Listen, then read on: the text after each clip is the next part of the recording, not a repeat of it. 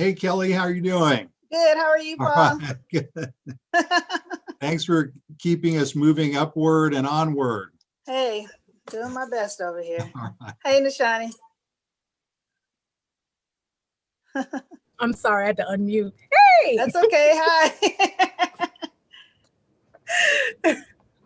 I'm trying to mute so you don't hear me hacking and coughing and blowing nose and stuff. Oh no, I hope you feel okay.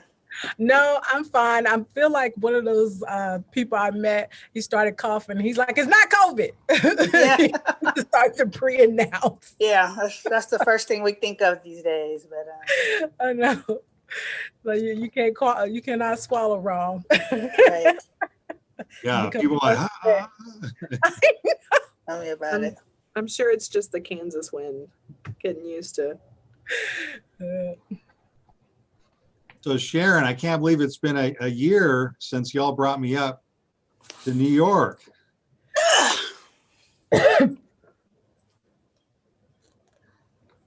She might be away from her computer. Nishani, do you, now I have your PowerPoint. Do you want me to share that?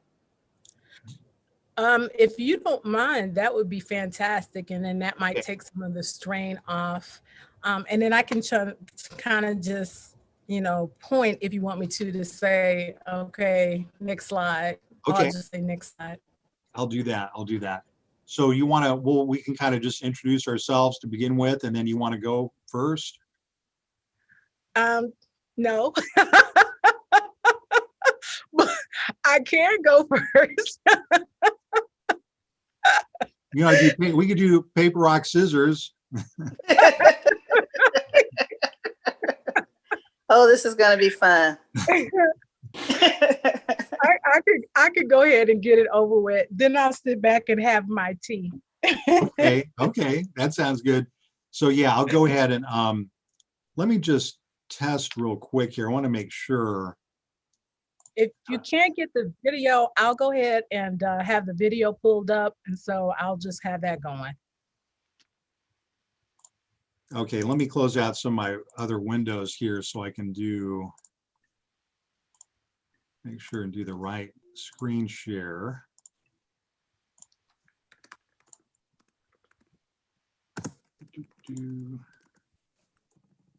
Okay, so share screen. Screen 2.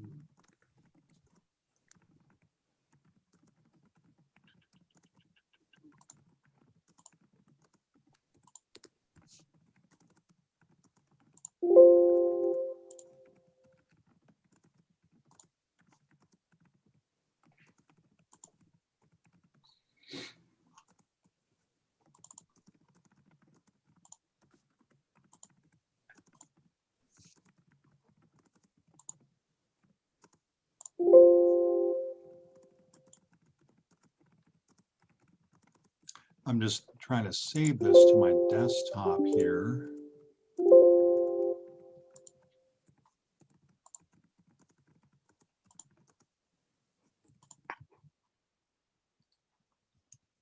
Here we go. Okay, Nishani, so is that showing? That's perfect. Okay.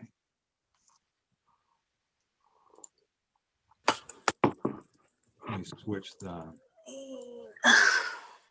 then that gives us a full screen. Yes. Okay, excellent. I just want to test it out. Stop share. Okay. So we just did our dress rehearsal, y'all. It works. Thank you. Thank you, OHA staff. Yes. And Edify. Nice large conference room and the staff that is there and offices and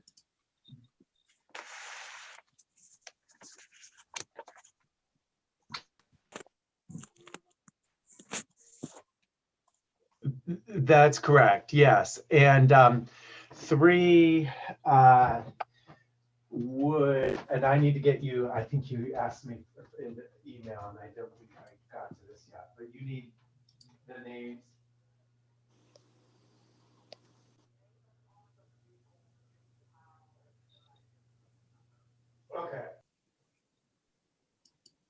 All right, Nishani, ready to go? All right. All right. Well, welcome everyone to our Black Lives Matter Uprising and Oral History and Open Forum. It is so cool to see so many friends and familiar Zoom faces, and also new folks that we want to welcome to the Oral History Association. It's such an honor for me to be here, to be a co-presenter with my dear colleague, Nishani Frazier. It is such an amazing experience. I see we have Dan, our fearless OHA leader of late, who's done such a wonderful job in putting together such a unique conference during a time of great challenges. We'll go ahead and start. Nishani and I just talk briefly. We'll introduce ourselves individually. And then Nishani is going to go first and talk for a bit, has a PowerPoint. Then I'll go. We want to open it up pretty quickly to questions. It is a roundtable. It's a big topic, and we realize we can't cover the whole topic in just 90 minutes, right?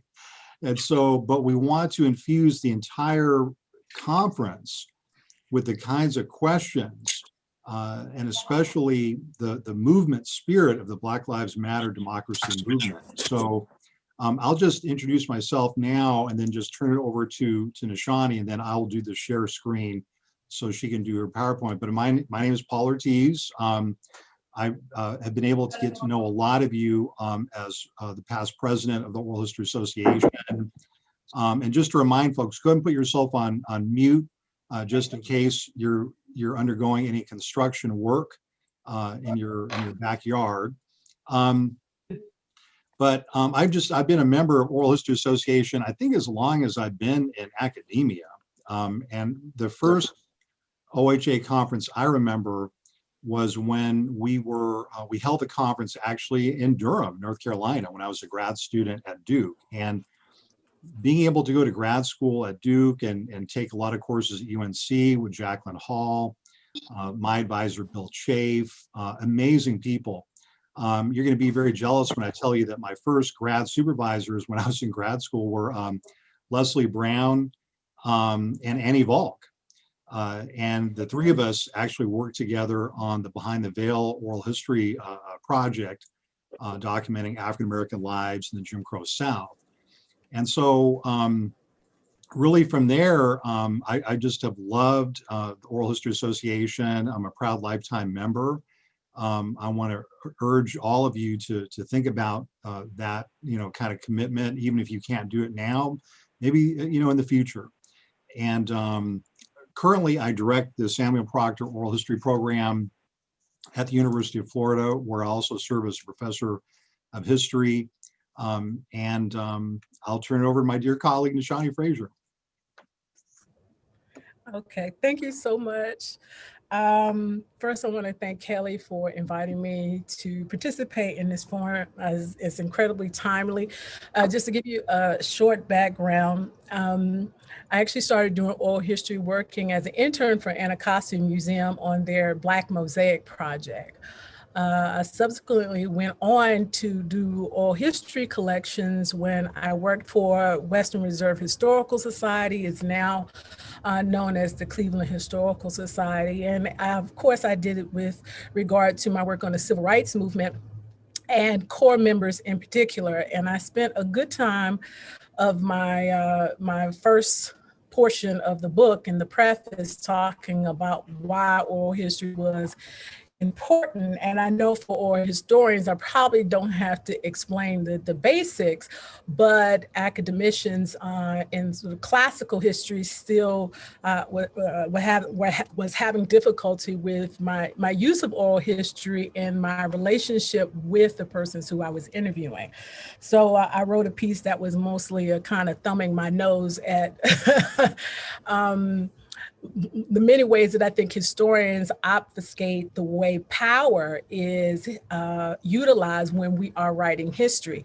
And in a sense, that's going to be actually part of the framework of my conversation today, is to think about the ways in which we have constructed oral history procedures and processes, our power, and the lack thereof of our narrators, particularly with regard to Black Lives Matter. I'm going to get started now with the PowerPoint. I do want to say that this is something that I've been going back and forth with, and dealing with partially with relation to Black digital humanities, but also with regard to oral history. So this is kind of few years of thinking and thoughts. It was my first time kind of putting it onto paper. So I hope this is an opportunity for feedback and conversation with some of the things that I'm going to suggest, which some people may not like. But I hope it makes for a lively conversation. So I'm going to do a little bit of reading, but I hope not to bore you too badly. So I'm going to start off reading, and then I'm going to point to you, Paul, when I'm ready to go to the next slide. So Hillary Green, Christy Hyman, and myself, both colleagues and historians, completed our co-authored essay on Black digital humanities. In it, we discussed Kali Tao's argument that the internet was illusory, and that in fact, it masked a more disturbing phenomena. It subtly reinforced the whitenizing of cyberspace via multiple means, including coding and AI representation as examples. Black digitalists theorized that Black entry into the digital upturned the whitenizing of cyberspace. However, in some ways, these assertions fail to explicitly explain how and in what way Blackness changed the digital. And I hope you'll bear with me because I'm going to get to how this is connected to oral history. Meanwhile, it didn't assert how the digital should conform to Blackness. Practitioners tended to situate their Black subjects within these whitenized contexts and ignored the implications within project processes. For Black digital projects to reflect Blackness, they had to embrace a praxis that bonded digital humanities with Black traditions of symbology, style, empowerment, and dissemination.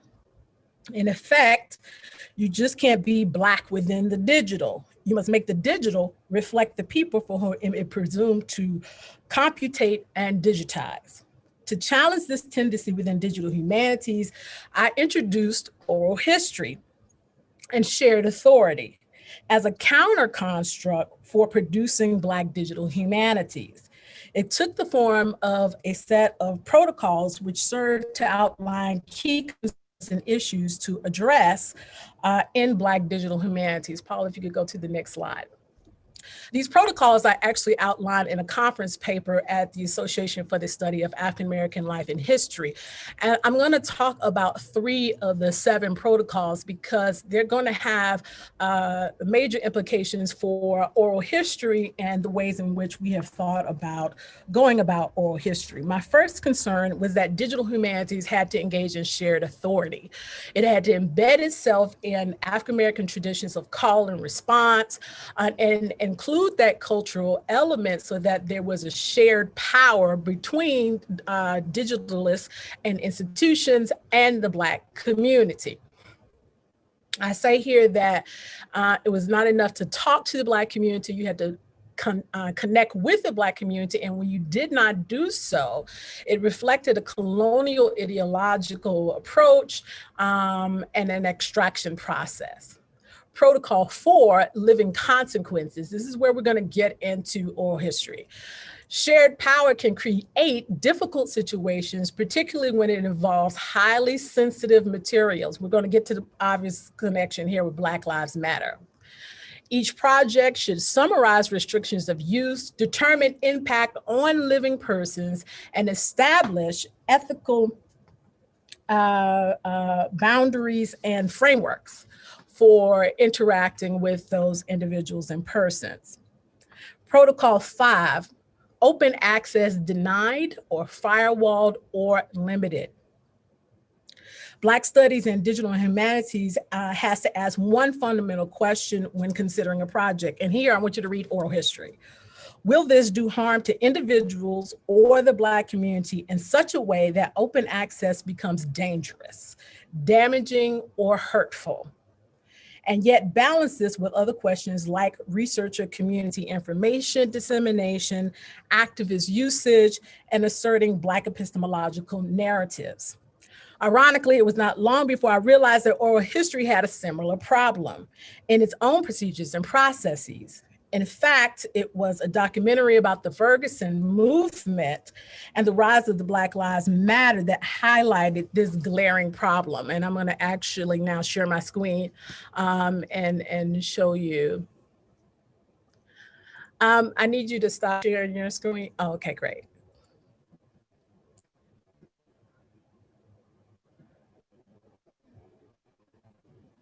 There we go.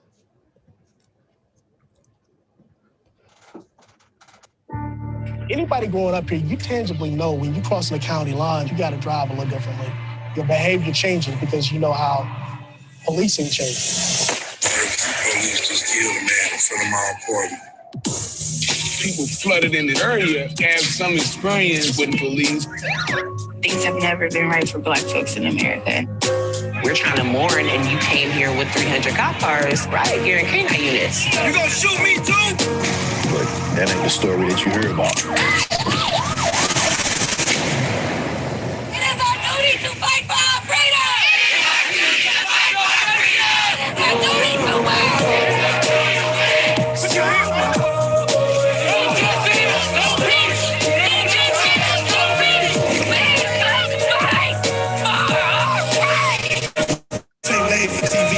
This ain't so daddy right. A national protest against police bias and violence. They want to know when we gonna go in the house. We ain't never going back in the damn house.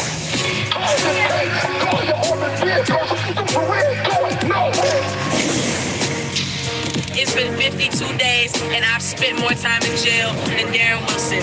We can't have people fearful. We can't have police officers killing people. This is chemical warfare that you're not supposed to be able to use on U.S. This movement was born in love, and love always wins. We are raising activists. If there's to be any change, it starts with our children.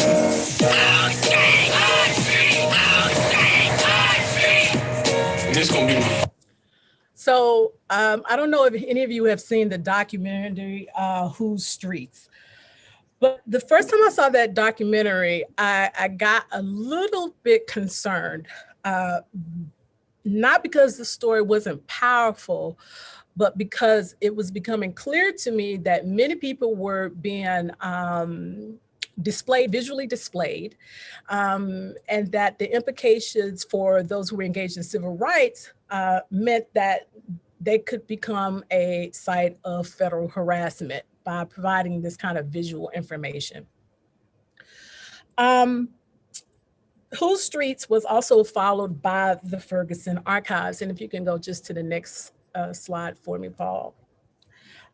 Produced by Washington University. And I want to say this because I don't want to seem like I'm downing the archives. As a former archivist, it was a breakthrough in collection strategy, a kind of guerrilla style on the ground documentation that brought the archives to the community versus the expectation that they should come to the archives. However, there's no guarantee that the archivists or the institutions are good stewards of this information. And in many ways, it was very uncomfortable because it resided in this space of creating a kind of one-stop shopping for surveillance. Right? Why go find pictures and or locate pictures through media and that kind of thing if they were available in one location? So there were two issues that were coming to bear. One, if these students are if these institutions are good stewards of these kinds of collections, and then two, what it would mean for us to give open access to this data, right? And these archives and these oral histories and these picture images and Twitter and all these other things. And I need to say this in the context of an experience I actually already had. I was serving as a member of the African American Archives Auxiliary at Cleveland Historical Society. And recent protests over the summer led to a discussion among members with the Cleveland Historical Society about the potential of doing oral history interviews for people who are engaged in police protests. And my problem was that, I'm sorry, you may hear my dog in the background. The problem I had with that is that, hold on one second.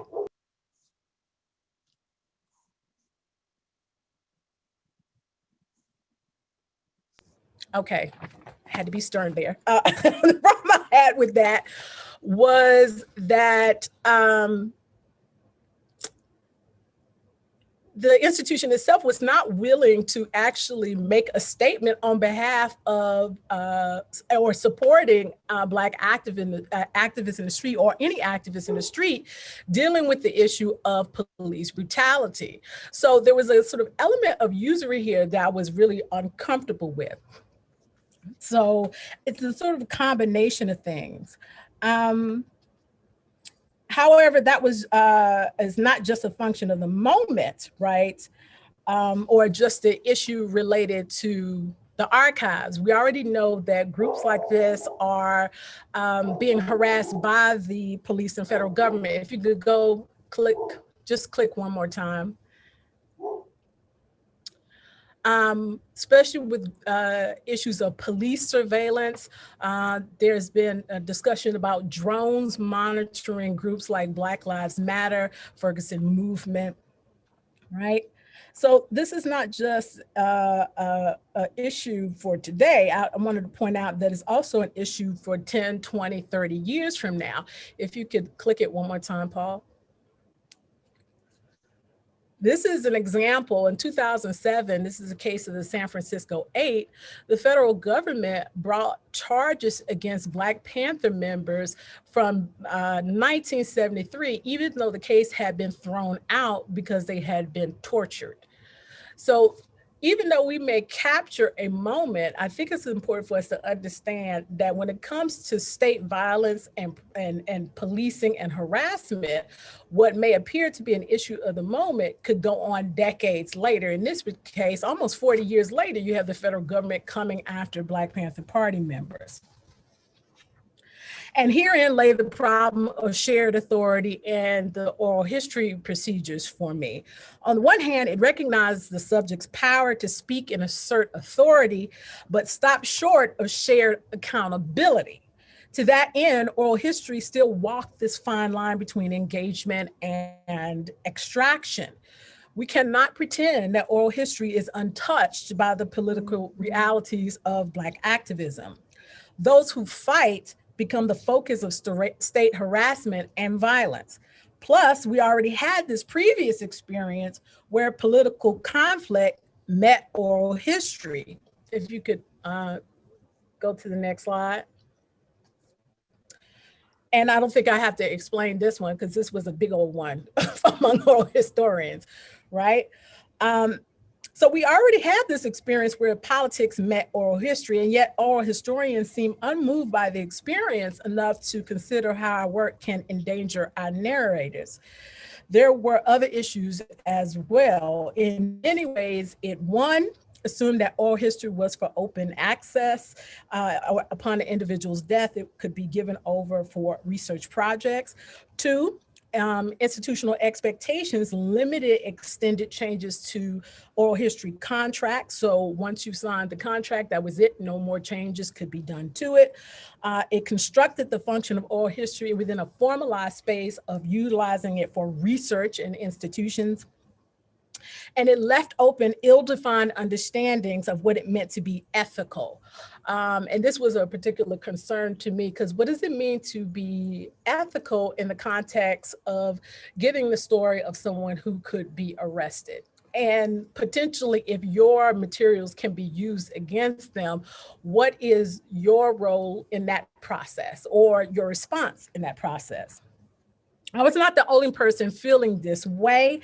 As a result, I think Oral History Association had requested that I co-chair with Cliff Merritt the Social Justice Task Force to discuss these issues. And in our first meeting, all the things that I sort of outlined came up.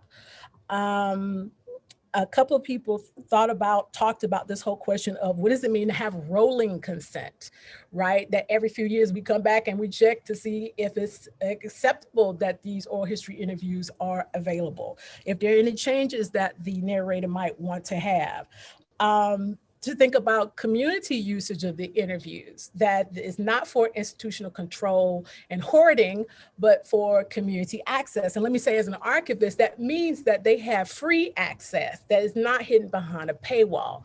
And I could tell you a quick story. When I was an archivist, one of the things that I ran into listening to my colleague Sam Black talk about incidents that he had in the archives was that Garrett Morgan, who is the inventor of the traffic light, had all of his inventions and materials and papers were at Western Reserve Historical Society, and his granddaughter had come in to show her child all the things that his great-grandfather had produced. And Western Reserve Historical Society tried to charge them money to go see their grandfather's stuff. All right, so this is the kind of thing where it may seem small, but this becomes big issues when you're talking about community. What does it mean to prepare narrators for the legal ramifications? And then what does it mean to warn them about the nature of surveillance and what could actually happen to their tape? And doing that before conversation. Next slide. But what was really key for me, and I would say this is for everyone that's a part of the Social Justice Task Force, I'm going to quote Sherry Tucker here. She says, what does it mean that I seek narrators, right? What does it mean to do social justice oral history? She says, it means that I seek narrators not from the idea that their stories must be included in the historical record, but that the paradigms that excluded them in the first place are challenged and reshaped as a result. What does it mean to conform oral history to those we study versus the opposite? How might our procedures, methodology, and intent change if we operate in conversation with Black Lives Matter's guiding principles and platform? If you could go to the next one. Right? And it's widely available for anyone to look at on the website. What does it mean to stop pretending that our work is not political, particularly with regard to social justice groups, and simply embrace this reality and then act accordingly? When I wrote about Black digital protocols, I incorporated oral history into basic tenets that digital humanists might follow to better reflect the subjects of their projects. I'm now suggesting something similar, not necessarily associated with the Social Justice Task Force. I want to be clear about that. This is just Nishani now being honorary. All right.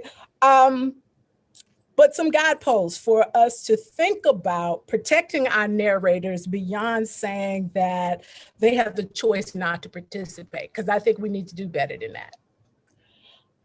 I'm suggesting that we consider some protocols that are in league and in response to the organizational group that you're working with. So to give you an example, if you could go to the next slide, Paul, right? Black Lives Matter has a whole section on ending mass surveillance of Black communities. So if we recognize that surveillance of Black communities are an issue, how does oral history procedure and methodology change as a result of that, right? How do we construct around that concern to then be of help and use to the Black community beyond institutional preservation, all right? But there are other ways that we can also think about this. Paul, if you can go to the next slide. So determining who has access and how to control access. So how do we think about oral history availability? Can the community access it alone before we make it available to the public? If we do allow the community to access it, do we input some sort of system where they come to the library or have a code, or do we limit it to the organization for their particular use as they're still engaged, as they're engaging in the process of activism? Just thinking about these larger questions of who is the public, and then how you control that access, including these limitations and firewalls. Second thing, reconsider oral history release dates.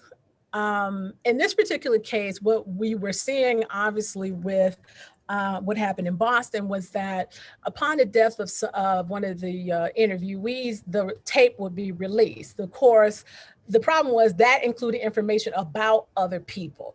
So instead of thinking about releasing individual tapes upon death, that perhaps there's an embargo on the whole project, that none of the tapes will be released until all persons have either A, given open permission, and or B, have passed away for their protection. So that would mean that there more control mechanisms in place beyond these individuals. And that I also would say that we need to consider this with regard to family members, because if you think about somebody like Fred Hampton, right? Fred Hampton is a Black Panther Party member in Chicago, assassinated by the police. His son, Fred Hampton Jr., continues to be harassed by the police.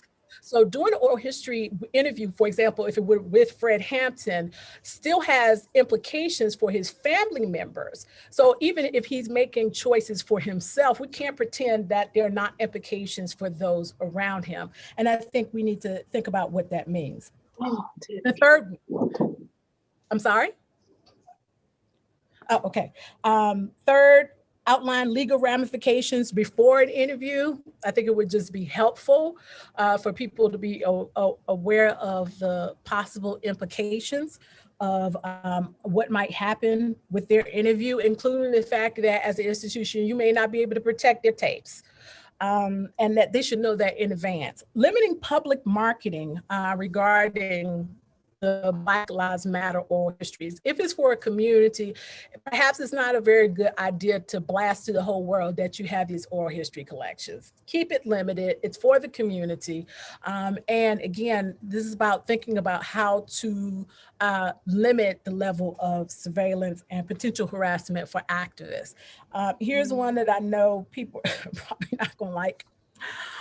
Disposal and destruction. Setting aside protocols for disposal and destruction of materials utilized for harassment of our interviewees. And I know this is probably discomforting for quite a few people. However, as I have told a couple of people, if you are not going to jail with them, then you need to find ways to be protective, particularly because, you know, these interviews are in effect being utilized against them for political harassment and means. And then finally, setting aside, if you could hit it one more time, legal assistance and consultation for individual participants left open to political harassment due to the oral history interviews. And insist institutions be prepared to provide some legal aid, and we can sort of discuss what that would look like when faced with state efforts to access oral history interviews. Let me be clear. These are ideas that I and many others are thinking about working out. I'm not the only person doing this kind of thinking. The ideas I'm offering sort of emanate from my personal experience dealing with people who are in activist movements, my professional understanding in 1960s. So it's meant to be a kind of guidepost for thinking about oral history with groups like Black Lives Matter and constructing theoretical frameworks and a proper etiquette for doing oral history for shared accountability. This is not meant to be comprehensive. It's not intended to capture the totality of oral history with regard to social justice organizations. Instead, I'm suggesting that we follow Sherry's sort of important point that we begin to reframe oral history to embody the spirit of resistance reflected in and by those whose story we presume to preserve. Most importantly, I'm asking you to think about what it means to not just do oral history on social justice, but in the spirit of social justice and shared power and accountability. And I'm hoping to get some really good feedback, because this is the kind of conversation that we want to include in the Social Justice Task Force as we think about what our report and suggestions and recommendations will be to Oral History Association. And I will stop right there. All right. Virtual round of applause. Thank you, Nishana. It was wonderful. And for the oral history internship we do at the Proctor program, I would love to a copy of a handout or notes we can share with our students. This is really important information in the era of Black Lives Matter. And so what I wanted to do this after, almost to this morning, I'm kind of stuck in a time warp down here in Gainesville, Florida. What I want to do this afternoon is hopefully just talk for about 20 minutes and then open it up for a really kind of just a free-flowing discussion. Nishani mentioned she would love to get feedback and ideas and insights. It's really a remarkable time to be an oral historian. I just can't even begin to tell you. Since May, I know because I've been in contact with many of you, since May, we haven't even had barely a spare moment to spare, have we? We skipped our summers. We have been doing anti-racist workshops. We have been doing teachers workshops. We've been grounding with communities. I know I've done a lot of work with Latino communities, a lot of workshops on the issue of anti-Black racism within Latinx communities across the country, especially in places like Chicago, Los Angeles, Miami. I usually joke with folks and say that Hispanic Heritage Month is my second busiest month of the year. Usually Black History Month is the busiest in terms of traveling, giving lectures. But this year's Hispanic Heritage Month has just been astonishing. I'm averaging actually 2 events per day. Could not have done it without Zoom. So I hate to admit that, but the reason we're so busy is because of the Black Lives Matter democracy movement. This is a global movement, y'all. The Black Lives Matter movement has opened incredible new spaces for us to ask hard questions, to talk about building social movements, to interrogate and reinterrogate the blatant white nationalist historical narrative that still dominates this country. How on earth do you explain the election of Donald Trump? We may think we have come a distance, and we have, and so many people on this call, I don't want to cast aspersions, so many people here with us this morning have done such incredible work in challenging the dominant white nationalist historical paradigm. But unfortunately, nationally speaking, we just didn't get as far as we thought we got, right? But now, thanks to the Black Lives Matter movement, we're busier than ever. And I just wanted to, in my presentation, to talk on a few different levels. One is to just share with you what I've been able to do as an oral historian, especially since May, when this activity really escalated. Also do a reading from my most recent book and share a bit of the platform of the Dream Defenders, which is a really important part of the Black Lives Matter movement here in Florida. Then to talk a little bit about what we've been doing in the Samuel Proctor Oral History Program on the past decade or so, which I think has kind of prepared us for this moment. So one of the things that's happening is that there are spaces for us as oral historians to participate in the radical revising of high school social studies curricula. There are so many opportunities. We get calls almost every day now at the Samuel Proctor Oral History Program from really interesting locations. One of the conversations I had recently with a assistant school superintendent in a relatively large school district in, I think, Eastern Virginia, serves about 250,000 students. She initiated the call, gave me a call and said, you know, Professor Ortiz, let's be honest here. We have a social studies curriculum in my district, which puts my 10th, 11th, and 12th graders to sleep. She said, I'm so tired of walking into my social studies teachers' classrooms and half of the kids have their heads in the desk. And she said, can you tell me what's going on here? You know, I said, well, I think you should talk to your teachers first. But I can tell you based upon what I know nationally that we're doing the same thing that we did when I was in third grade. What I mean by this, when I was in third grade, I remember, you know, little kids, little black and brown kids, our teachers would dress us up like, you know, they'd give us wigs and they dress us up like Alexander Hamilton, George Washington, Thomas Jefferson. They'd have us dance around and regurgitate these lines at Hamilton and Washington and Jefferson. And we'd repeat the same thing year after year. We had no idea what they were talking about. We knew even then, nothing that Hamilton or those guys said included us, right? Unfortunately, we're still doing the same thing.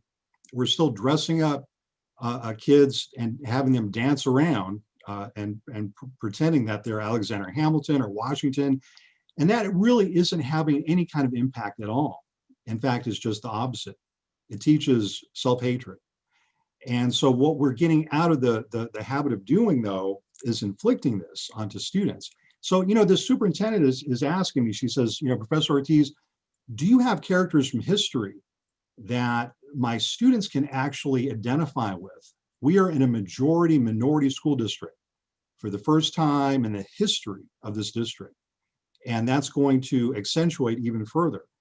And she said, we need African-American, Asian-American, Hispanic, you know, historical role models for our students. Can you help us? And I said, oh my gosh, the doctor is in. But the first thing I said was, have you thought about oral history? What about having the students interview their elders, people from their own neighborhoods? And so we had a really good talk about that. The work I've been doing with school districts is probably more along the lines of archival histories.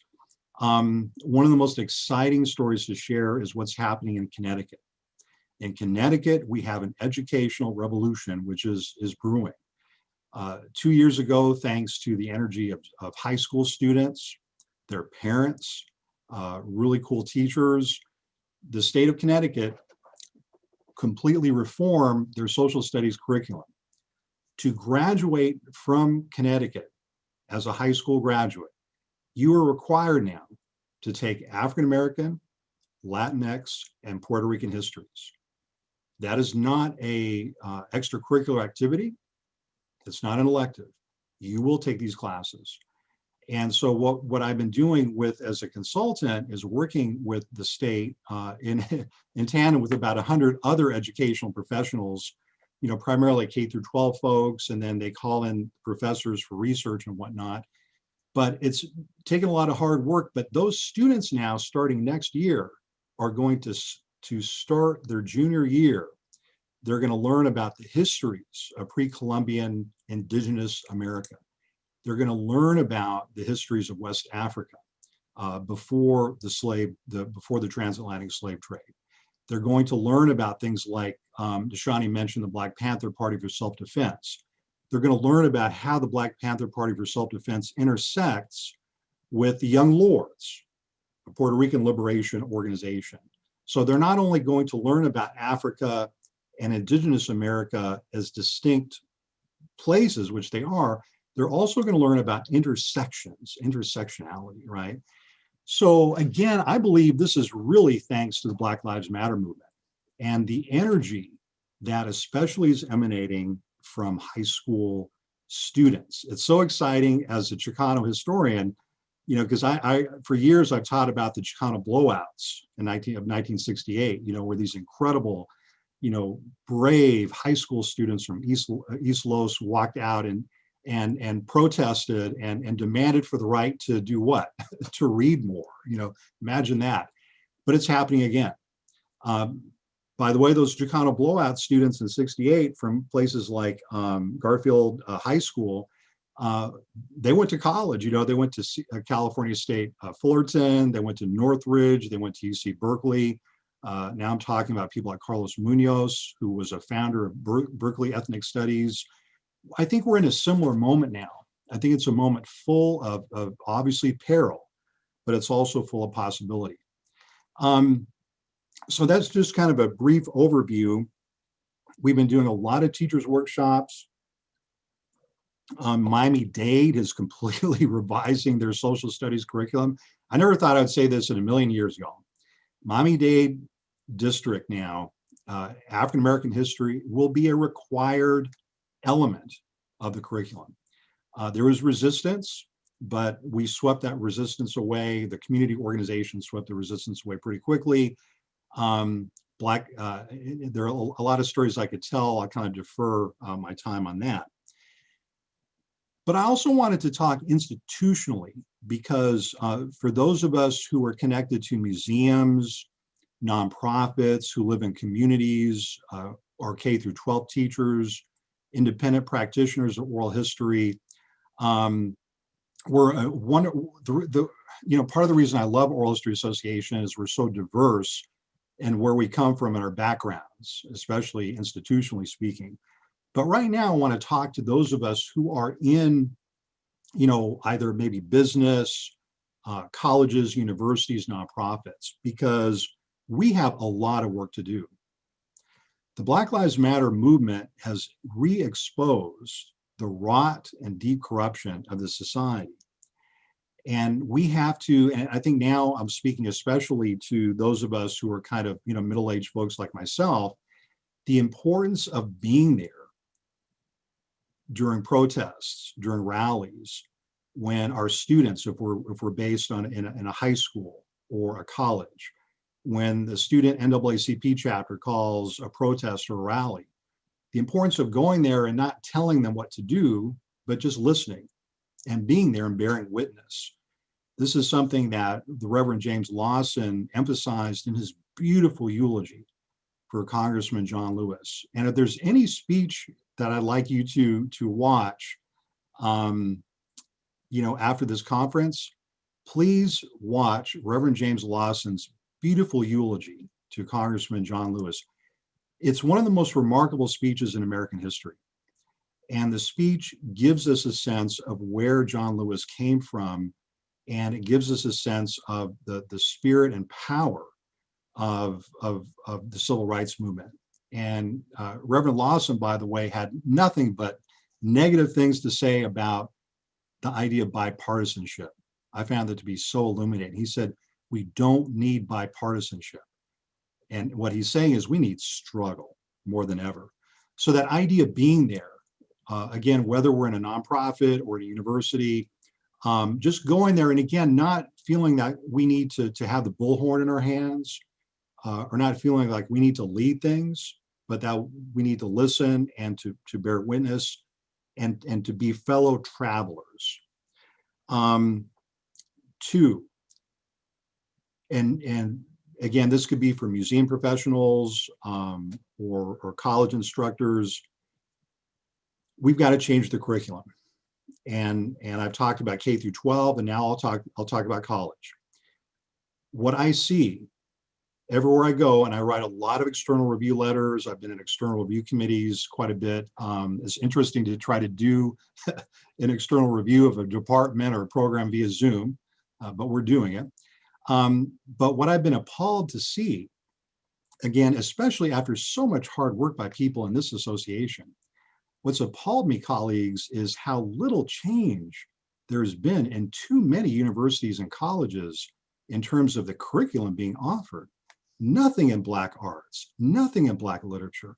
I talked to a group of students, seniors, at a major university recently, and I said, how many Black professors have you had throughout your career?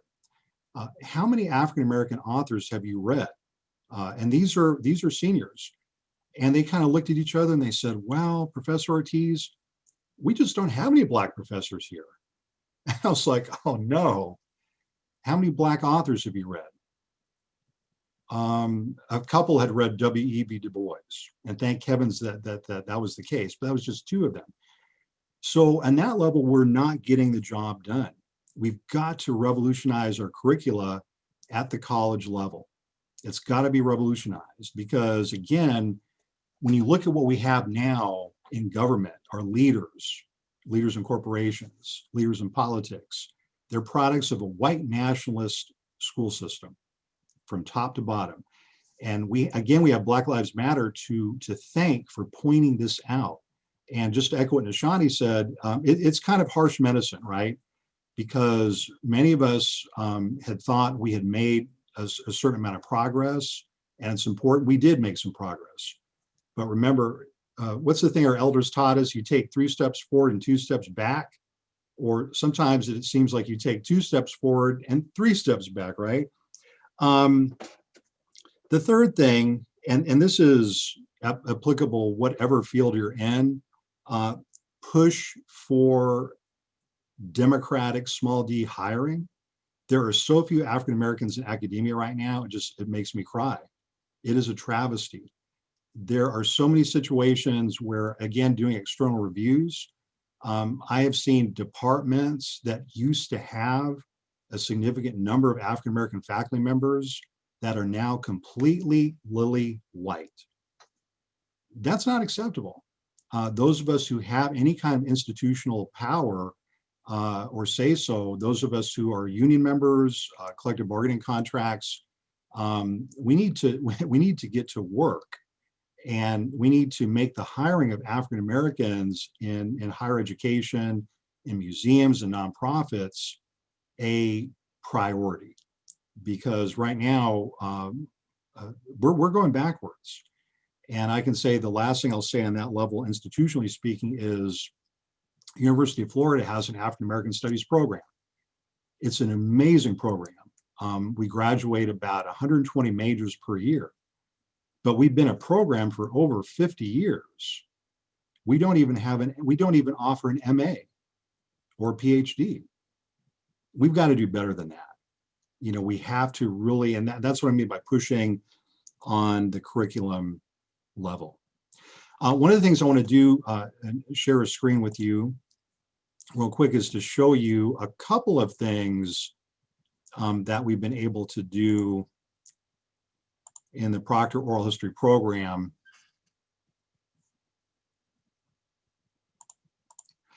that have prepared us for this moment. And so one of the things we've always been involved in here at UF is really thinking about oral history as movement history. And in addition to doing oral history interviews, which of course is our bread and butter, we began hosting or really facilitating organizing workshops a number of years ago. And the one I wanted to share with you a couple of these. One of them was with Lawrence Guillot. And those of you familiar with the history of the Black freedom struggle know that Lawrence Guillot was the co-founder of the Mississippi Freedom Democratic Party. He was a Mississippian. He worked closely with Fannie Lou Hamer. And this session, which you can click if you just go to the SWAP website and click our YouTube, and I'm not going to play it for you, but it's not really an interview, it's an organizing workshop.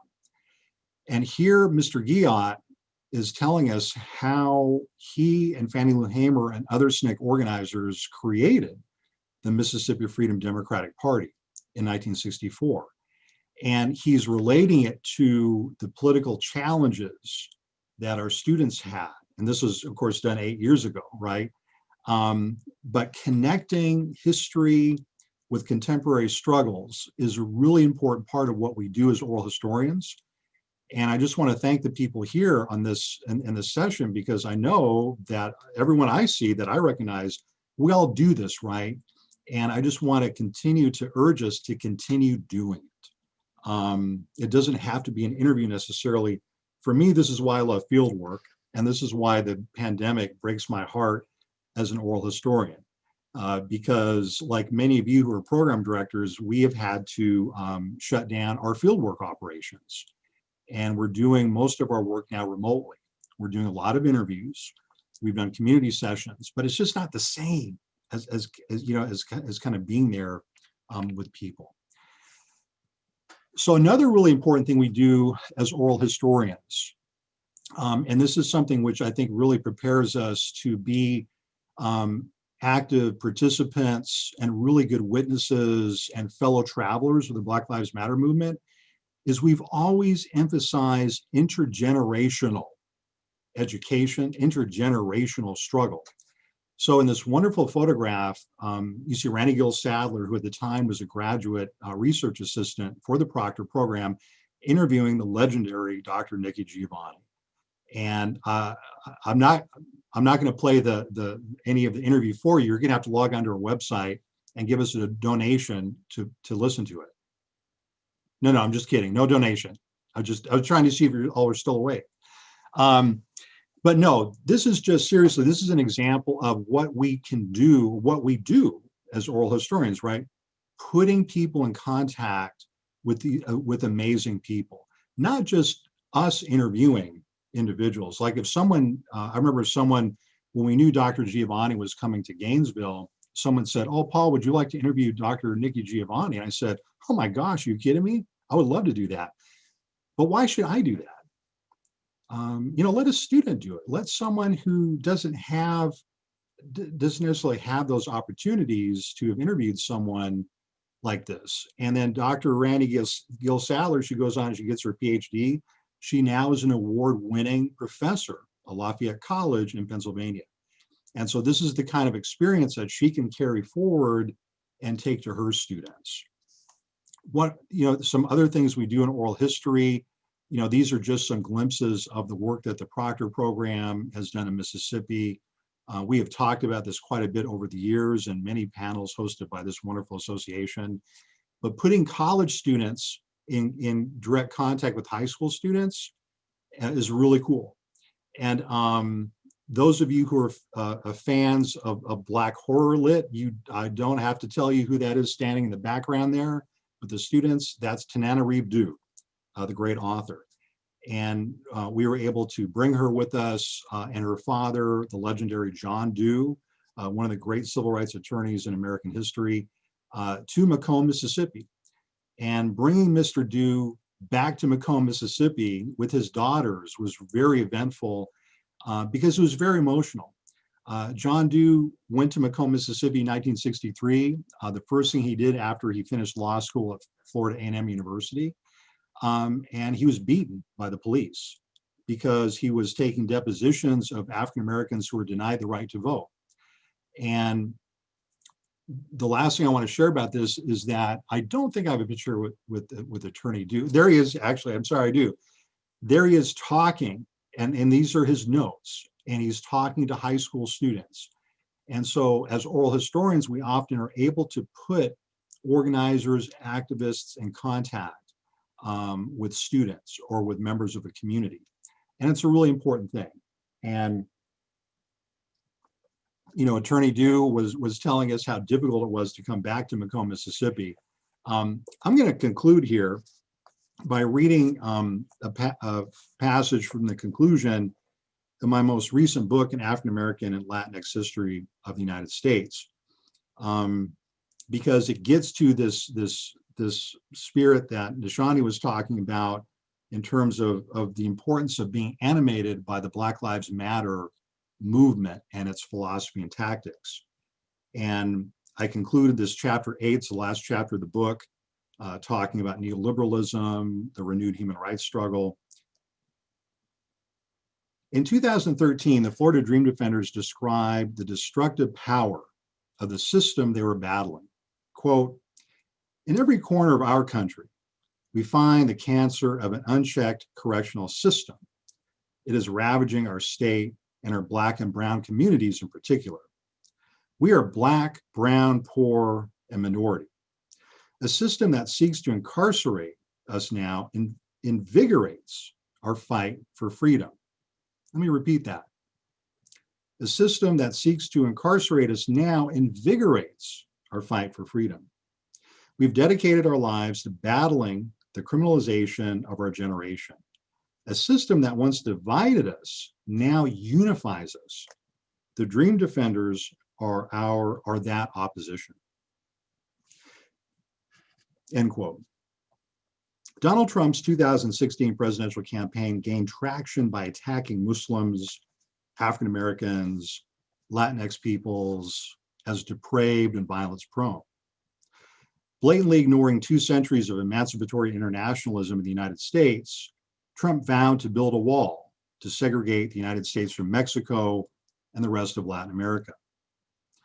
James Brown, an African American probation officer in Lithonia, Georgia, took offense to Donald Trump's campaign slogan, "Make America Great Again," because of the obliviousness to the true history of the United States that the phrase displayed. In 1923, the Ku Klux Klan in Kissimmee, Florida, had mobilized to lynch Brown's great-grandfather, Oscar Mack. The KKK targeted Mack because he had accepted a well-paid U.S. Postal Service job hitherto reserved for whites. After a gun battle in which he killed 2 of his attackers, Oscar Mack fled on foot to the north. For much of the rest of his life, Mack lived under an assumed name, on the run from white terrorists. Oscar Mack's great-grandson vowed to turn a family tragedy into a story of redemption and reconciliation. He said in the interview I did with him, "This means a lot to me, not only for him, but for all of the other people who are lying in their graves, who were never heard, who were treated not even as second-class citizens in this country, not only for Black people, but for Hispanics, for women, for any other minority group, if you will. We have talked about the fact that our government is saying, 'Make America Great Again.' I cannot see where she was ever great. The bare fact is that in this country, over 50 million Native Americans were murdered, and Black people were enslaved, and other ethnic groups were disenfranchised. So it was never great. But I do believe now, because of the stories that are surfacing, we can use these as a tool to bring people out of their ignorance." And so that was James Brown. He lives in Lithonia, Georgia. And the Proctor program is working with him to excavate this remarkable odyssey of his great-grandfather who survived a lynching in Florida. And with that, I think we can go ahead and open the floor to questions or thoughts. We can use the chat. There's a lot of people on the call, so if we could use the chat bar, if you wouldn't mind putting in your names. And Nishani, I can watch the chat bar, and we can take folks in order that they appear. How does that sound for folks who have?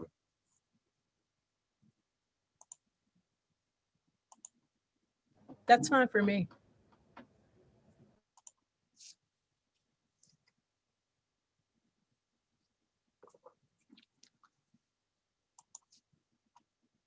All right, so I'm going over the chat bar here.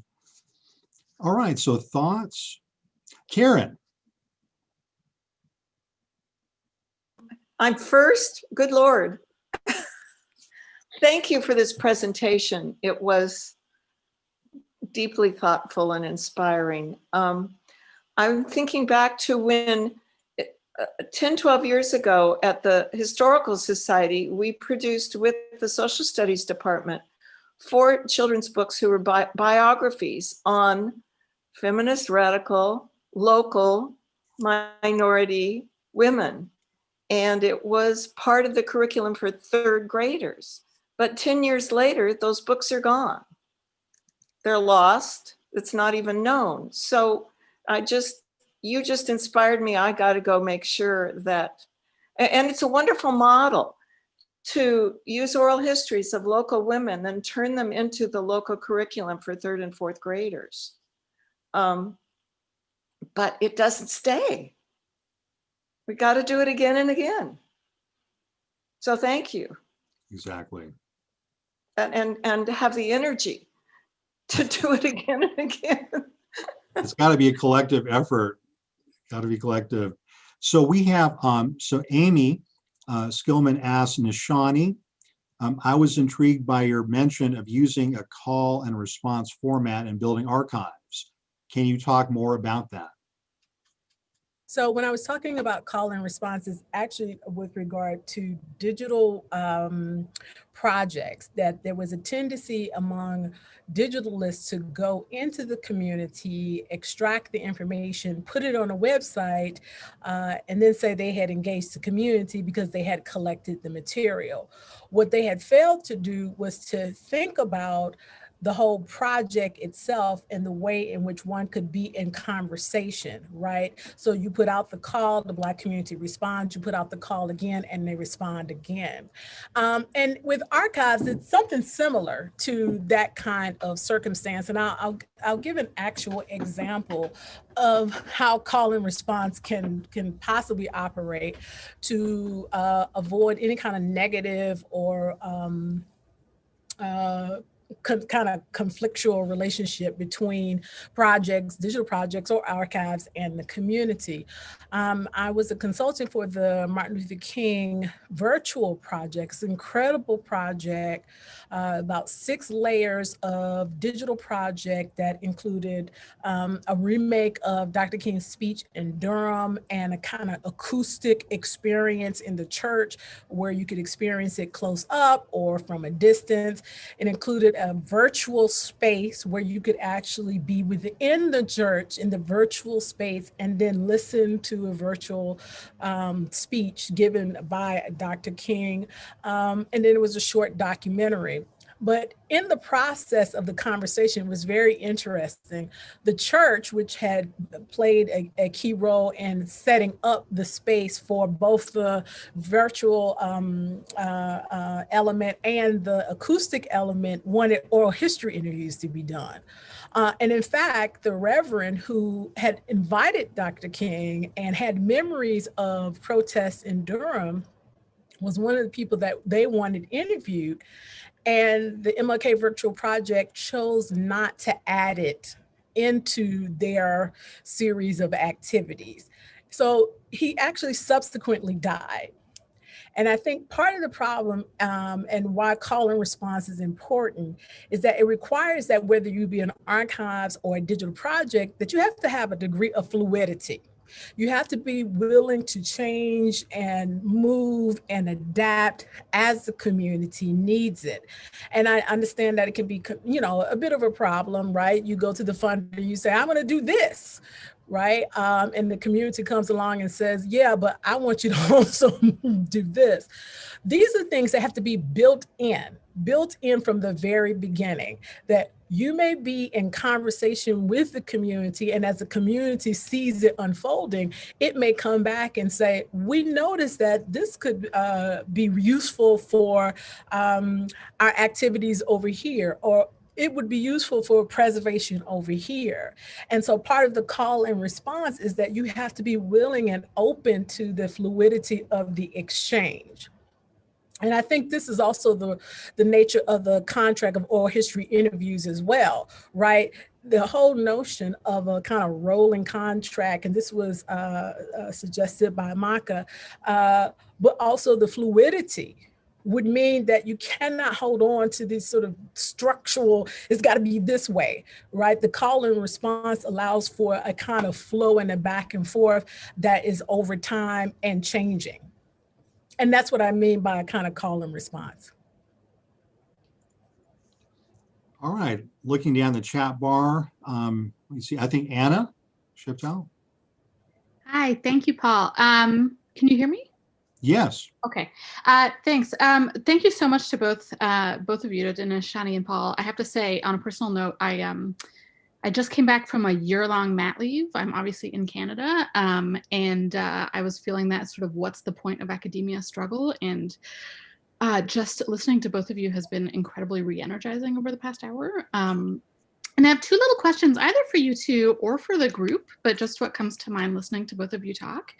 So Nishana, you talked about the element of usury in these projects, and I think there's an issue for those of us who work within institutions, be they academia or other ones, around the increasing popularity of oral history and the sort of lip service that gets paid to Black Lives Matter now, about how you do these projects in a way that affects meaningful change as opposed to makes our institutions look good, and how do you resist against that kind of like Disneyfication of these projects. And my second thing is a little bit is kind of going in the other direction, which Paul, you talked about being there. And I think that's a really powerful reminder that our oral history work has to work in conjunction with the struggle, right? Like it's not separate, and many of us who are interested in these topics are activists outside our professional lives. And so I'd love to hear people's reflections also about, yeah, how oral history and our oral history work is part of a larger activist ethos, or part of the struggle as opposed to sort of this separate thing. To respond first, I hopped up because I had to get my fan and do like this on the amen corner. So, right? That required a fan. To your point, this is also a problem of digital humanities.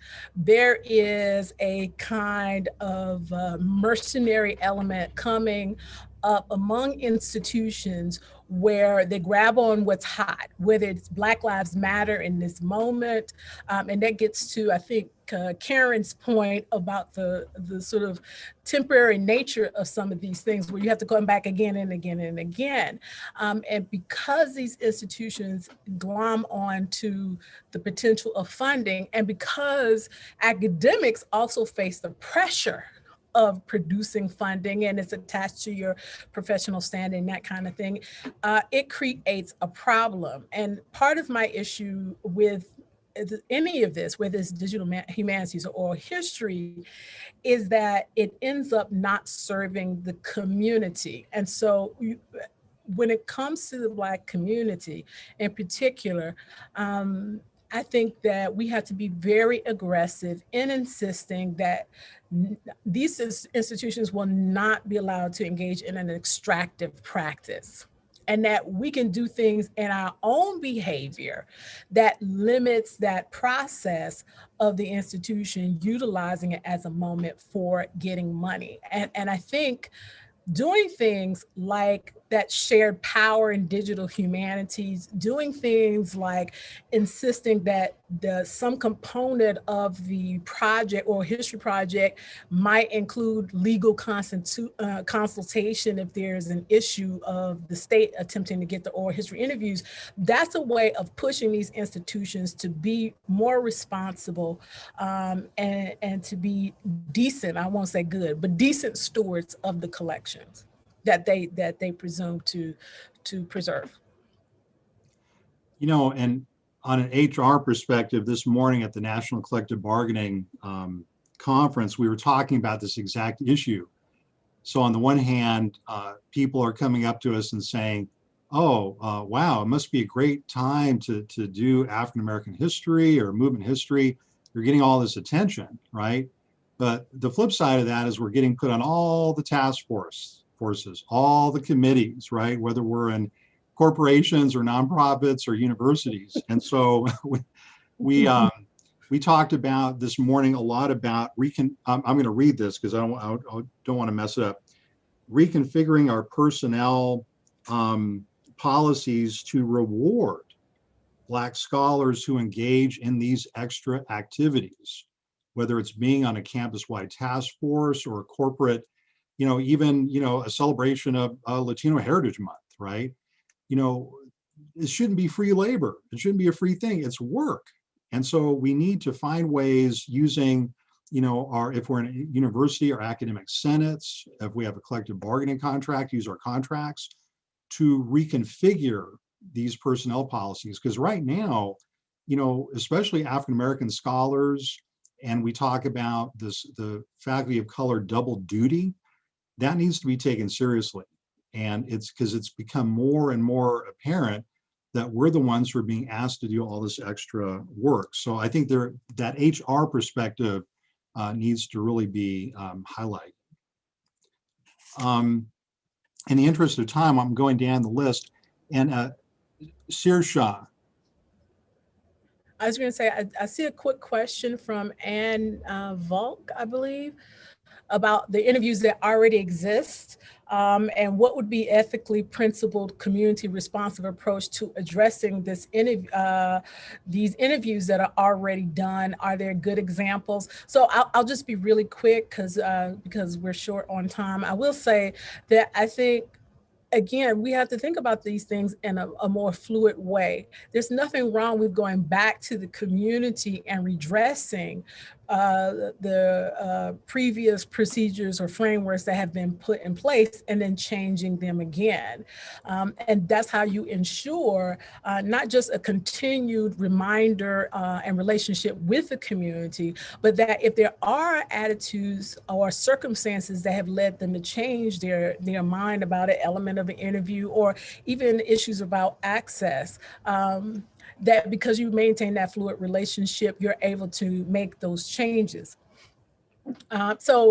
That would be what I would suggest. There's nothing wrong with going back and then talking to the community about what they think would be ethical use and principle. And I think that has to be defined by the community. I think they're broad sort of elements, but it's the community that should be dictating that. I don't know of any good examples, but if anybody does, I would love to see that. I will say that McCurtu, which is a computational database system, one of the things that's interesting about that entity is that because they work with a lot of indigenous communities, they build into their digital systems elements that define the role of the participant in that system. So there could be people who are considered a part of the community, and they will have access to information and materials that, say, I, as a sort of random researcher, might not have access to. And my assigned, persona, where this researcher, community person, that kind of thing, then determines the kind of information that I get. So thinking about using these kinds of systems, again, to protect and or host oral history interviews might be a helpful way to think about access and how we construct oral history access. We have so many resources right here in this meeting with us. There's a wonderful piece that Dan Kerr wrote just not too long ago, titled something like "Not My Father's Oral History," or grandfather, maybe, Dan. Alan Evans is not my grandfather. Alan Evans is not my grandfather. And see, that's a really good case study. Another good case study and helping supplement some of these questions, the wonderful book that came out, Beyond Women's Words, Feminisms and Practices of Oral History in the 21st Century. It showcases, I think, a lot of the themes in Shani that you're teaching us in these different contexts, different oral historians, people like Scherner, of course, I think he was with us a few minutes ago. Who's next? I think Sirsha, I think you're next on the chat. Hello. Firstly, I want to thank both of you for a wonderful hour and a half almost. This has been extremely helpful to me as a student, recent graduate now. I wanted to ask about something that Professor Ortiz touched upon, but I'm curious to hear from both of you or anyone in the group who might have insight. You talked about pushback to curriculum changes and how those had to be resisted in certain ways. I'm curious about strategies that you used to push back on those pushbacks in a way, because as a student who fought for institutional change within my oral history program and within the college in general, a lot of these pushbacks are very hard to resist because they're coming from a place of power and because they're designed to cut the teeth out from the changes that you want to make in order to make it into a marketing thing as opposed to actual substantive change. So I wanted to ask how you navigate those pushbacks.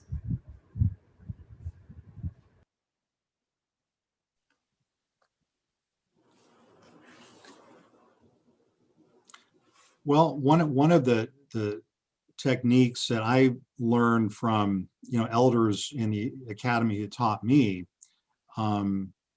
is to always really lean heavily on the students. It's the students really who push change within our institutions. And I've never, you're right, Saoirse. I mean, it's very important to acknowledge.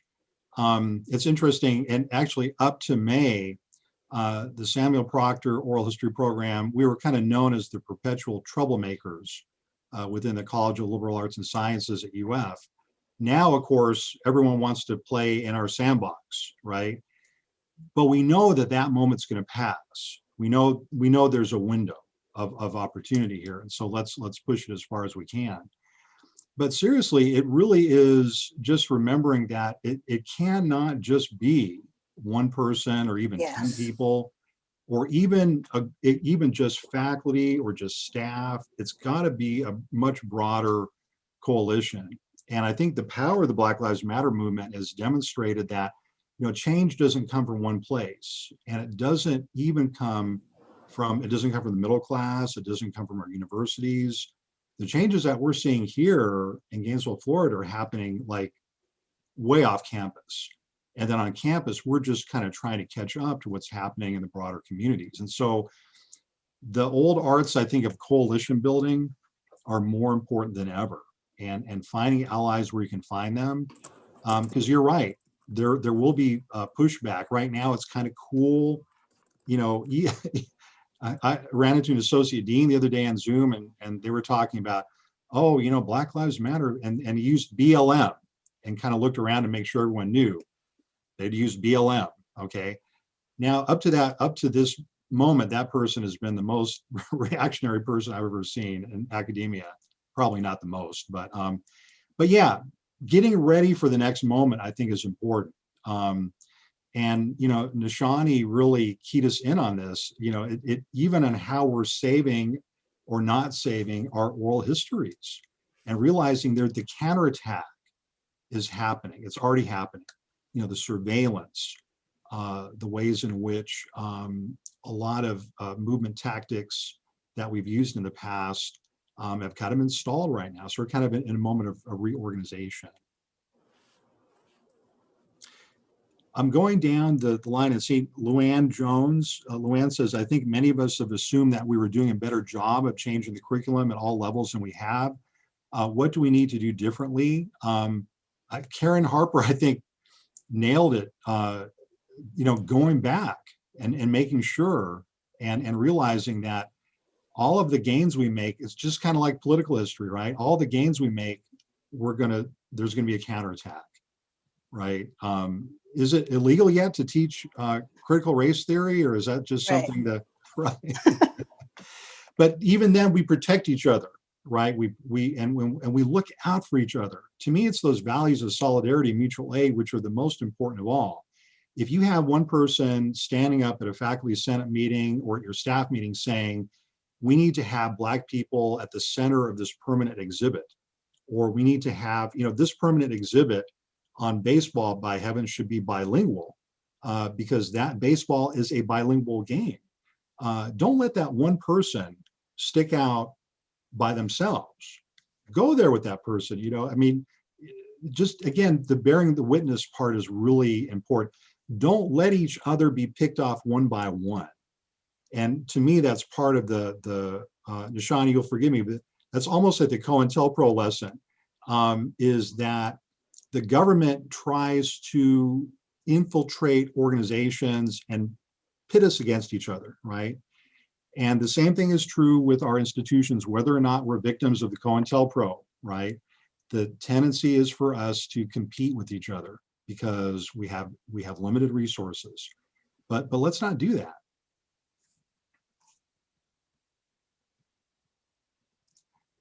So it looks like Annie, I'm just going down the list here to make sure we're able to,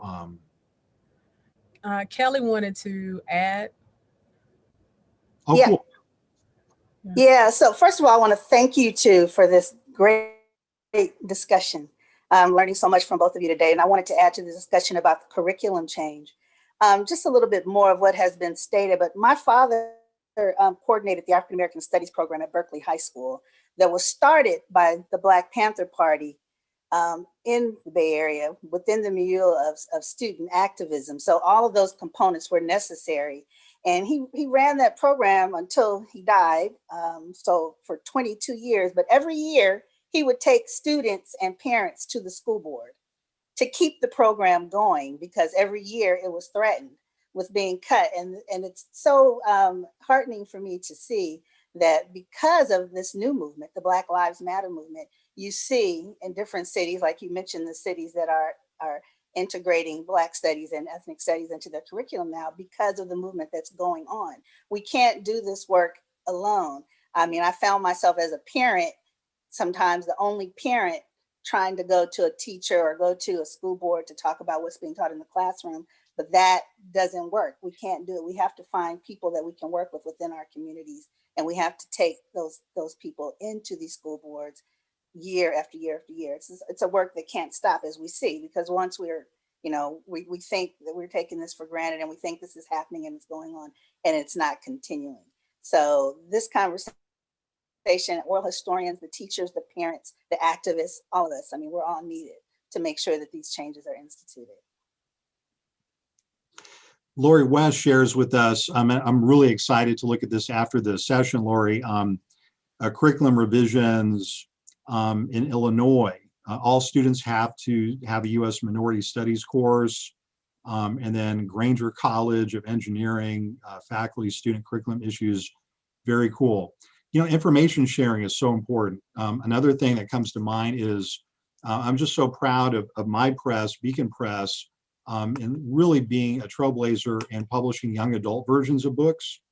The young adult versions are making big impacts in middle schools. So for example, Roxanne Dunbar Ortiz's wonderful book, Indigenous Peoples' History of the United States, is now available in a young adult version. It's magnificent. And families are reading it together now. It's really cool to talk to people. Ibram Kendi's work on anti-racism has now been, the term is actually not translated, but adapted into a young adult version.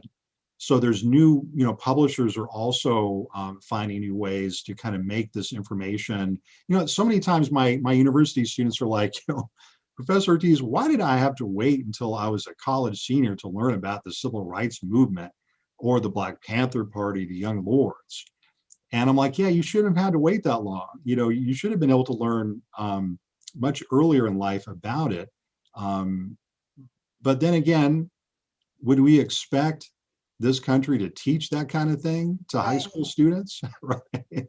We have to do it, right? So I hope you don't mind if unless there's another question. I don't see any, Shani. I could be missing that now. I would love to get everyone's response about what they think of when they think about social justice oral history.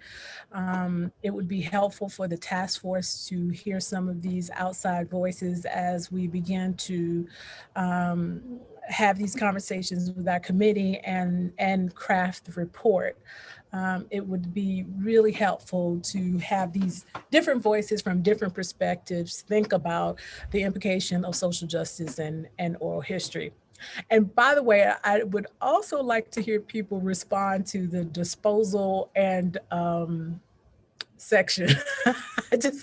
I noticed that people kind of left that on the floor. And I actually want to push back to get us to have this kind of conversation. And if anybody's uncomfortable, I am. I suggested it and I'm still uncomfortable. Could you just repeat what you just said, the question? Yes, I was two things. One, if you have any ideas for social justice and oral history, if you could just send an email to me and share your thoughts and ideas, I would love to bring that back to the task force as we're crafting our report. The second thing had to do with my sort of suggested list of protocols, and particularly the idea of disposal of oral history interviews. When individuals who have been interviewed are faced with potential state harassment, how do we think about protecting those individuals up to and including destroying the tapes themselves? You wanted to oh. I'm just curious what people think. But it's silence, it's crickets. Pamela, Pamela, do you want to? Yeah, that's a really interesting question. And I come at it from the daughter of someone who was called before HUAC in the 1960s and lost his job and has, you know, had FBI reports and Detroit police, you know, reports. So I understand the surveillance and what can happen to people and families. And certainly he wasn't killed like Fred Hampton or anything like that. But so I understand that. And then I also come at it from the perspective of a filmmaker who has always incorporated oral history as a way to have the quote non-expert, the non-academic voices tell our history. And visual storytelling is so powerful, so that those images and those voices are so important for history to be heard in another way. At the same time, issue of protecting whether it's protesters that appear in a film or just telling their stories, being out there and there being a risk. So I don't have an answer, but I understand the protection part. But then, you know, I would hate to have like all of the transcripts and everything and articles in like the Detroit the Buffalo newspapers where my father was called before and our address was in the paper. I would hate for that stuff to be destroyed, because then that's historical evidence of this kind of state repression. So it's interesting. Well, I will say that I started off my work as a historian as an archivist first. Mm-hmm. So, you know, I really want to be clear that making that suggestion actually makes me itch. I'm not, even in being my sort of curmudgeon-y radical self when it comes to Oral History Association, I'm not suggesting this lightly, but it was interesting. Quite a few years ago, I listened to an NPR interview where a scholar had collected oral history interviews of indigenous people and had hoped to preserve those not oral history interviews, I'm sorry, the songs and the religious expressions of indigenous people. And had hoped to preserve it, and he was not allowed to do so. And in fact, his tapes were erased. And the reason they were erased is that those were sacred songs. They had to be performed at specific times by specific people who had been designated as spiritual leaders. And so it was not appropriate to have it in a library where someone could perchance misuse and or misrepresent what it was that they were hearing. And just the act of playing it out loud itself was also out of line with when these sort of musical expressions and songs were supposed to be played, right? So if it's supposed to be played in December, you can't have a researcher trying to do it in May. And so they all got erased. And I was properly horrified by that, but also understood because it wasn't about what I wanted or my construct as an archivist. It was about the community and that the community had the final say. And that's what I'm suggesting, is that when it comes to social justice, the things that make us uncomfortable may take us out of the zone of what we think is proper preservation and how we think things should be done.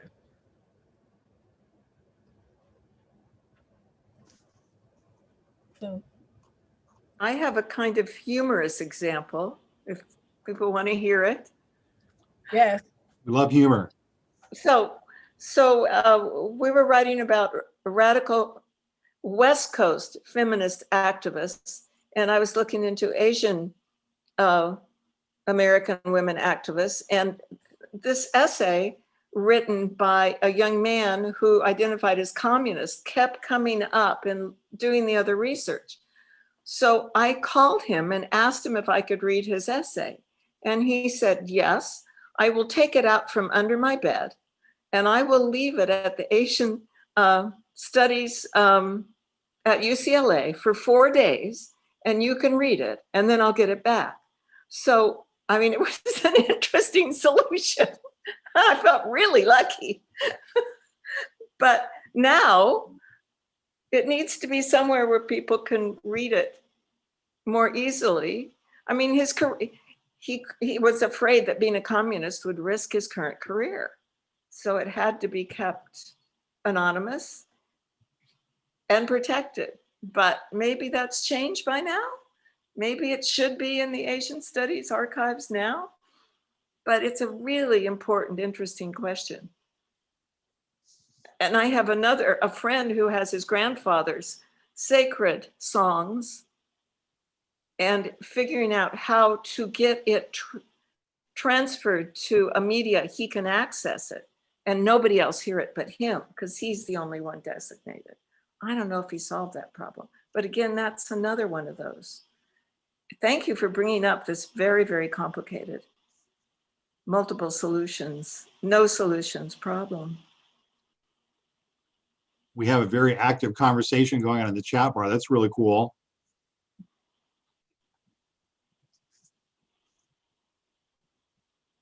I'm just kind of going down, and I apologize. I'm sure I'm skipping, but Irene Reddy has a really good point. And Irene, I'm going to call you in public. The collection that you did on, or the published anthology on UC Santa Cruz, the oral histories, wow, incredible.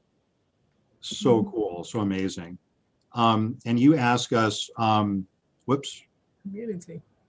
How do you as an outsider know who speaks for the community? Can be many, do you want to pose a question?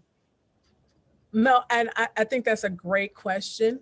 I think that we define community in multiple ways. Community, I'm defining in part by broad terms, a broader group of people who which you are interacting, and then in smaller group terms, the group of people for whom you are conducting an oral history interview, and then even within that group, or actually outside of that, people you may not have interviewed but are part of that particular organization or group. So I think community is going to be defined by multiple sets of circumstances in those contexts of the group that's attached to your project. Those persons constitute your community, and amongst them is where you have the conversation. But then broadly, let's just take the Martin Luther King Virtual Project. It's a great project. The immediate community was the church, who had wanted to have the oral history interviews conducted, and were not able to get it done. That's a problem, because that's a community to which the virtual project had been specifically interacting and I don't want to say extracting, but really getting information from. So they do constitute community, and they do determine that. But then broadly, there was the Black Durham community, And certainly there were expectations about that. And I think that the way you handle that is to create open spaces and forums. They certainly did that at the virtual project by going to the Durham County Library, going to the local Durham County Museum to then open up conversation for those who had a vested interest. And that vested interest includes both those who were engaged or participants, but those who had a vested interest because of their own sort of sensibility or attitudes toward the subject, having an interest in that subject. It would be ridiculous to assume that, you know, everybody and their mama sort of on the street, you walk into, you like, what do you think? What do you think? Right? But there are ways to, in fact, engage beyond the persons who are determining the project themselves. So more than anything, you know, even if you can't define what community is, what it is not is you and the group of people who are making the project, right? So you go beyond yourself and you do it broadly. So that's when I'm what I construct as a community or communities.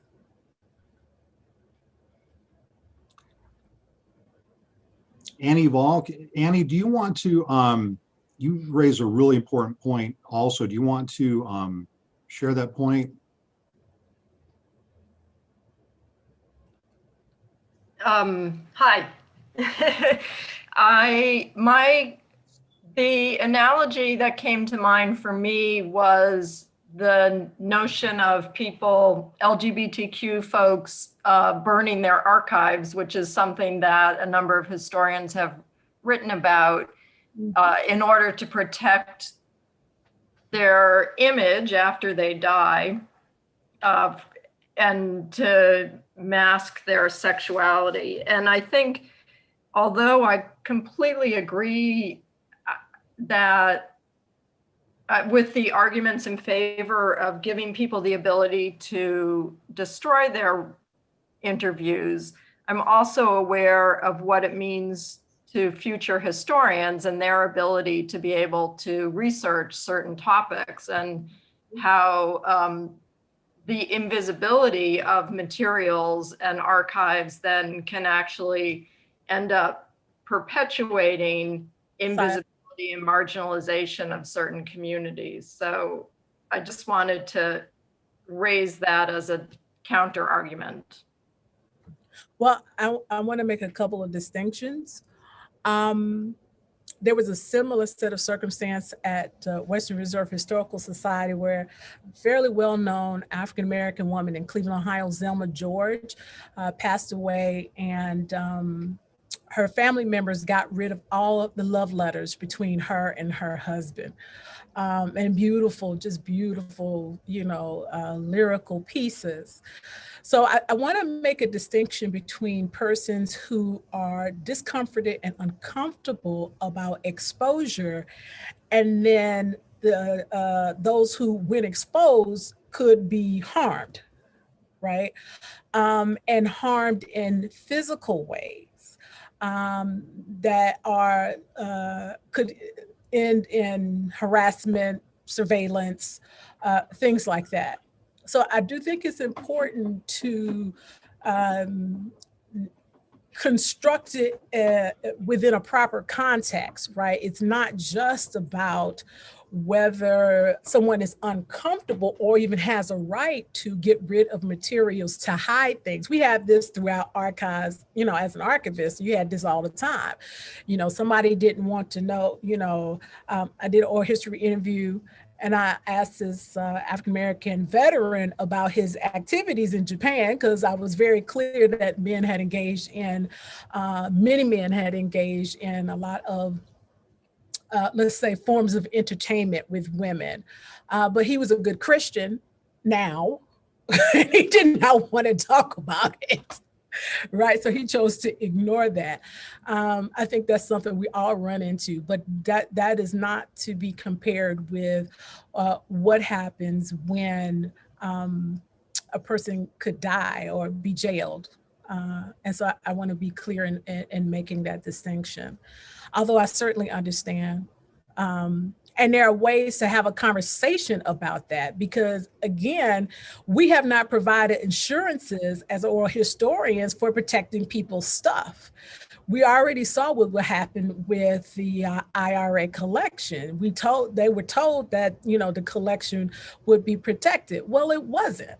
But now what are we going to do about it? How are we going to construct a system that allows the person who is an LGBTQ person to think about the importance of their story many, many years later without the fear and the appall of exposure in ways that they don't feel comfortable? So instead of having a conversation about, it's, you know, it's so bad for the historians. I'm a historian, you know, who deals with Black people. So of course I, you know, talk about Ralph Trujillo and silences in the archives all the time. But I think we need to reverse the set of questions that we're asking to say that what can we do and provide for them that then allows them to share that information. And I don't think we've come up with anything. It's a work in progress, right? I'm glad this is the beginning of the conference because we can continue to grapple with these really important questions. I'm getting a lot of personal inboxes, and then also we see in the chat that a lot of colleagues are needing to sign off. So just being respectful of everyone's time. Yes. Let's go ahead and move towards a wrap up. And Nishani, did you have any additional thoughts that you wanted to share before we kind of wrap up? I'm going to put my email in the inbox for everyone who is interested in sharing their ideas for the social justice task force. And thank you all for listening and my radical ideas and suggestions. That's it. Thank you guys for tuning in. Thank you, everyone, for this virtual reunion. We're going to see you throughout the week. So pace yourself. Don't get burned out early on. Save you some energy, right? Okay, so we'll see you all later. Great session. Thanks, everyone. Great. Thank you.